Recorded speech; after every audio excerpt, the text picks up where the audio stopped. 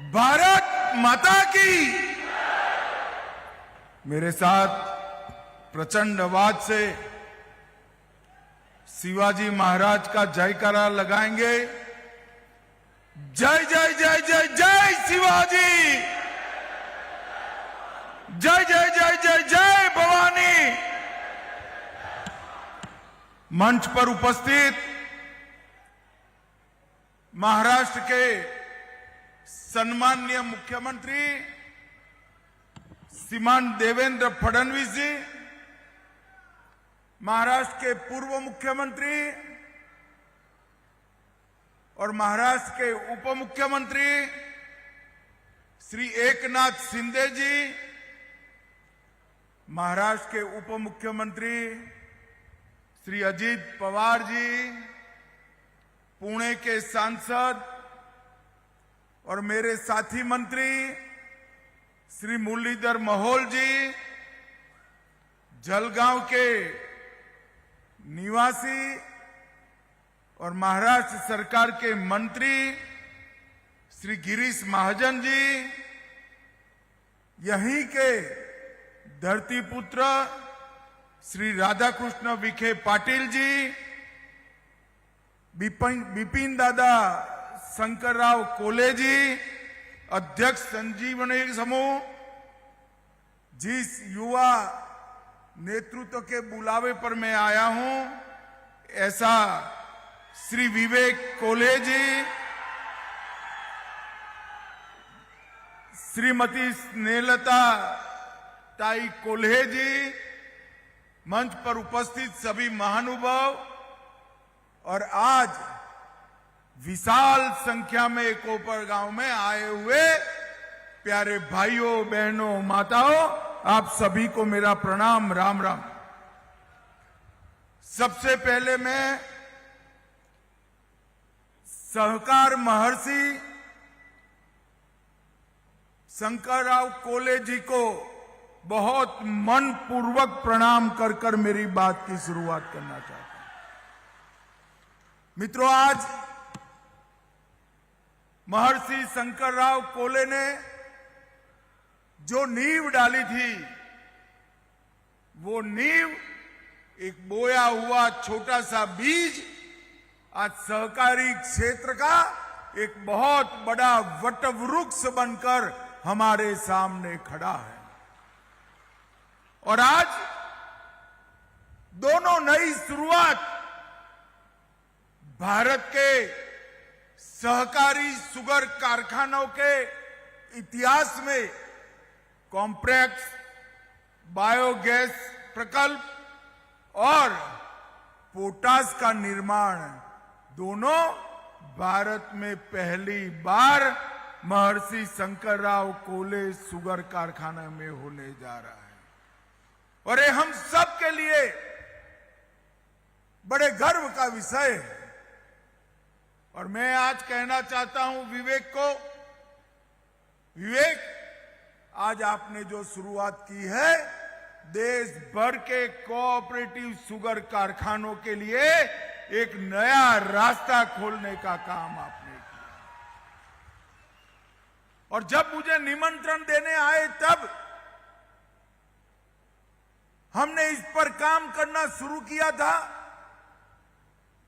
और आज मैं घोषणा करना चाहता हूं कि नरेंद्र मोदी जी की सरकार आने वाले दिनों में सिलेक्टेड 15 कोऑपरेटिव शुगर फैक्ट्री को एनसीडीसी की सहायता से ये दोनों संयंत्र लगाने के लिए पूरा सहयोग करेगी। और इससे नई शुरुआत होगी। मित्रों, मोदी जी की सरकार देश के किसानों को समर्पित सरकार है। और अभी अभी 1 अक्टूबर को कैबिनेट के अंदर मोदी जी ने दलहन आत्मनिर्भरता प्रोजेक्ट की शुरुआत की। 6 साल तक 11,340 करोड़ रुपया दलहन के क्षेत्र में भारत को आत्मनिर्भर करने के लिए उपयोग आएंगे। और मैं आज यहां महाराष्ट्र के दलहन की खेती करने वाले किसानों को कहने आया हूं कि अरहर, उड़द और मसूर, ये तीनों दलहन के किसानों को अगर आप नाफेड और एनसीसीएफ के साथ रजिस्टर करते हो तो 100% दलहन एमएसपी पर भारत सरकार आपका खरीद लेगी। 100% दलहन हम खरीद लेंगे। इससे हमारे महाराष्ट्र के किसानों को भी फायदा होगा। देश के 2 करोड़ किसानों को 100% एमएसपी पर हम दलहन खरीदेंगे। 1000 प्रोसेसिंग यूनिट भी लगाएंगे और 38 लाख अच्छे बीज की किट भी देंगे। मित्रों, यही कैबिनेट में मोदी जी ने मसूर के लिए 300 रुपया क्विंटल एमएसपी बढ़ाई, सरसों के लिए 250 रुपया, चना, अहिल्यानगर में भी चना काफी होता है, चने के लिए भी 225 रुपया क्विंटल एमएसपी बढ़ाई है। और महाराष्ट्र का बड़ा क्रॉप जौ है, जौ के लिए भी 175 रुपया क्विंटल एमएसपी बढ़ाई है और गेहूं के लिए 160 रुपया एमएसपी बढ़ाने का काम हुआ है। नरेंद्र मोदी जी के नेतृत्व में ज्वार की एमएसपी में अब तक 11 साल में 2.5 गुना बढ़ोतरी, बाजरे में 2.5 गुना बढ़ोतरी, तुअर अरहर में 100% बढ़ोतरी, मूंग में 100% बढ़ोतरी, सोयाबीन में 2 गुना बढ़ोतरी और कापूस में 2 गुना बढ़ोतरी करने का काम नरेंद्र मोदी जी ने किया है।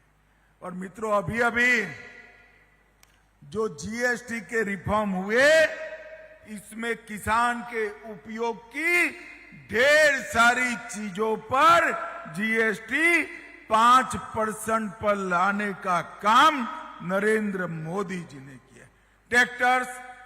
ट्रैक्टर के कल पुर्जे, हार्वेस्टर, थ्रेसर, स्प्रिंकलर, ड्रिप सिंचाई, पोल्ट्री और मधुमक्खी पालन की मशीनें 5% पर लाने का काम किया है।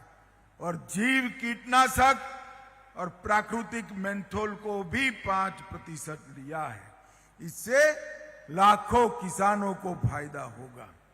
मित्रों, आज भारत के पहले सहकारी कॉम्प्लेक्स बायोगैस प्लांट का उद्घाटन हुआ है। इस परियोजना में लगभग 55 करोड़ रुपया लगा और ये सीबीजी प्लांट हर रोज 12 टन प्रतिदिन सीबीजी का उत्पादन करेगा और 75 टन प्रतिदिन पोटास गुड़ से बनाने का काम करेगा। ये दोनों चीजें हमारा देश विदेश से आयात करता है और आयात बंद होकर आत्मनिर्भर भारत की दिशा में आगे बढ़ेगा। मैं विवेक भाई को इसलिए भी बधाई देता हूं। उन्होंने प्लांट तो डाला, मगर उसके पहले इसके बिक्री के लिए गेल, बीपीसीएल, इफको, क्रिप्को, राष्ट्रीय केमिकल फर्टिलाइजर, ये सब में एग्रीमेंट कर पूरा मटेरियल बेचने की व्यवस्था वो अपने आप कर चुके हैं। और सक्रिय सर्कुलर इकोनॉमी, चक्रीय अर्थव्यवस्था का एक आदर्श उदाहरण शंकरराव कोल्हे साकर कारखाना बना है। मित्रों, मैं आज यहां से देश भर के कोऑपरेटिव साकर कारखानों को कहना चाहता हूं कि हमने इथेनॉल के प्लांट मल्टी डायमेंशनल बनाने की जरूरत है और इसके साथ साथ ये सारी व्यवस्थाएं, अगर एक संपूर्ण साकर कारखाना बनाना है तो ये सारी व्यवस्थाएं बनानी पड़ेगी। मित्रों, मैं आज देवेंद्र जी और अजीत दादा और एकनाथ जी को भी कहना चाहता हूं, सहकारी साकर कारखाने की शुरुआत महाराष्ट्र ने की थी। अब महाराष्ट्र की ही जिम्मेदारी है साकर कारखानों की चक्रीय अर्थव्यवस्था 100% सर्कुलर इकोनॉमी को पूर्णतया जमीन पर उतारने की शुरुआत महाराष्ट्र से होना चाहिए। महाराष्ट्र सरकार भी इसमें मदद करे, भारत सरकार भी मदद करेगी। और ये जो उदाहरण यहां पर विवेक कोल्हे ने बनाया है, ये उदाहरण महाराष्ट्र की सभी अच्छी शुगर मिलों के अंदर एग्जाम्पल बनकर हमें वहां प्लांट करना चाहिए, जिससे आने वाले दिनों में शुगर मिलों को चलाने का बहुत अच्छा फायदा हो। भारत का पहला जूस टू इथेनॉल प्लांट भी यहां बना था, मगर मैं आज यहां कहना चाहता हूं कि हर शुगर कारखाना जो मुनाफा करता है, हमारे फलों के प्रोसेसिंग का काम भी करे। इससे फलों की खेती भी बढ़ेगी और शुगर कारखाना का एक प्रकार से मुनाफा भी बढ़ेगा। संजीवनी ग्रुप ने हरित ऊर्जा और स्थिरता के क्षेत्र में भी बहुत पहल की है और बहुत सारे महिला स्व सहायता समूहों को सशक्त करने का काम किया है। इससे 100 पैक्स को भी जोड़ा है, 1000 किसानों के लिए बायोफ्लॉक मछली पालन की भी शुरुआत की है और 20,000 छात्रों के लिए संजीवनी यूनिवर्सिटी की भी स्थापना हुई है। मित्रों, भारत का सबसे पहला ग्रामीण कॉल सेंटर भी यहीं पर स्थापना हुई और कई लोगों को रोजगारी देने की शुरुआत हुई है। भाइयों बहनों, नरेंद्र मोदी जी ने सहकारिता क्षेत्र की स्थापना कर देश की ग्रामीण अर्थव्यवस्था को एक नया जीवन देने की शुरुआत की और जो सहकारिता क्षेत्र के भविष्य पर सवालिया निशान लगे थे, वो सारे सवालिया निशान आज 3 साल के कालखंड में समाप्त हो गए हैं और सहकारिता क्षेत्र देश का मजबूत क्षेत्र बनकर आज उभर रहा है। ये हम सब के लिए आनंद का विषय है। मित्रों, मोदी जी ने एक आह्वान हम सभी का किया है, स्वदेशी चीजों के उपयोग का आह्वान। आज यहां पर इतनी बड़ी मात्रा में किसान भाई बहन आए हैं, तब मैं सभी को करबद्ध विनंती करने आया हूं। हमारे नेता नरेंद्र मोदी जी ने कहा है, अगर 140 करोड़ की जनता ये तय कर लेती है, देश का हर व्यापारी अगर तय कर लेता है कि हम ना कोई विदेशी वस्तु का उपयोग करेंगे, ना कोई विदेशी वस्तु का व्यापार करेंगे, तो 140 करोड़ देशवासियों की परचेज से, इनकी खरीदी से हमारे अर्थतंत्र को बहुत बड़ी गति मिलने वाली है। भाइयों बहनों, मोदी जी देश के अर्थतंत्र को 11वें नंबर पर से 4थे नंबर पर लाए। 3रे नंबर पर जाने के लिए हम बहुत नजदीक हैं, मगर दुनिया में एक नंबर बनना है तो स्वदेशी के अलावे कोई चारा नहीं है। देश के सभी लोगों ने स्वदेशी को अपनाना चाहिए। भाइयों बहनों, आज मैं बहुत सारे कोऑपरेटिव लीडर यहां बैठे हैं, तब एक पेड़ मां के नाम के अभियान को भी दोहराना चाहूंगा। नरेंद्र मोदी जी ने हर एक व्यक्ति एक पेड़ धरती मां के नाम और एक पेड़ अपनी मां के नाम, 2 पेड़ बोने का संकल्प लेना चाहिए। इससे आने वाले दिनों में इस जलवायु परिवर्तन और ग्लोबल वार्मिंग की जो चुनौतियां हमारे सामने खड़ी है, उससे बहुत मदद मिलेगी।